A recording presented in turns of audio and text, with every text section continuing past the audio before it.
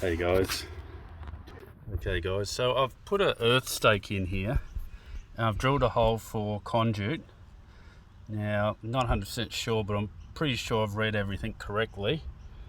And you've got to put some sort of protector around it, which I will be doing. And this is just, I'm not going to continue much of it. I'll get an electrician in to do some of it, but I'm just making sure that it's done correctly.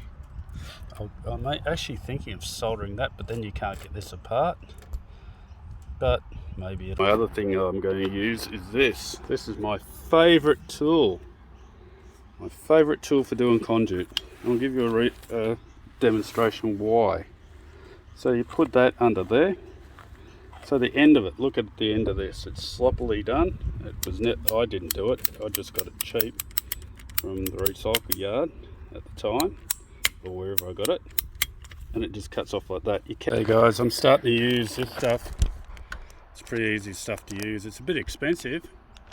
Andesite's got better stuff, but it hasn't arrived, so I've just started using this. It seems to work okay. You just need about a 32 mil across the actual connectors, and I've got all those in. The other end's got it all set up. And I've used a white marker to show me which one's the top array and the bottom array. Go guys, I've got the first two in. They've gone through the roof and this is all set up.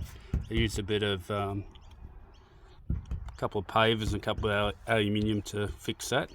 There's a bit of stuff there building up, but that won't be a problem. So feed it up from this end here and just feed it back, and it goes on really easy. And then you just cut off the little bit you don't need at the front, and that's it. Use a couple of zip ties, black zip ties. I got them from Bunnings, $10 for 150 of them. Can't complain about that. Don't do this at home because, like I said, my son-in-law is an electrician, so he'll be having a good look at this and checking it out and make sure I've done it correctly. If I haven't done it correctly, I'll pull it apart and do it again for him. So, but if you're a young person or something like that, don't go playing with power, DC power. You can on one panel. Maybe, what do you got? You got, yeah, probably 1 or 2 panels max. Don't play with any more than that. So, you know, you can have problems with this type of stuff. If you put, I think it's 10 millivolts across your heart, you can stop it. So just be careful what you're doing. If you don't know what you're doing, don't do it. By the way, don't forget to recycle your bags afterwards. Guys, I had to go back and spend some more money on some more of this tubing. So I got 7 more bags of it. So all up, I've gone through probably 13, maybe 14 bags. Now I've just found out that the 10 mil, which they ran out of 13 mil, so I bought some 10 mil to see if it was any good, and I could return it if I had to from Bunnings.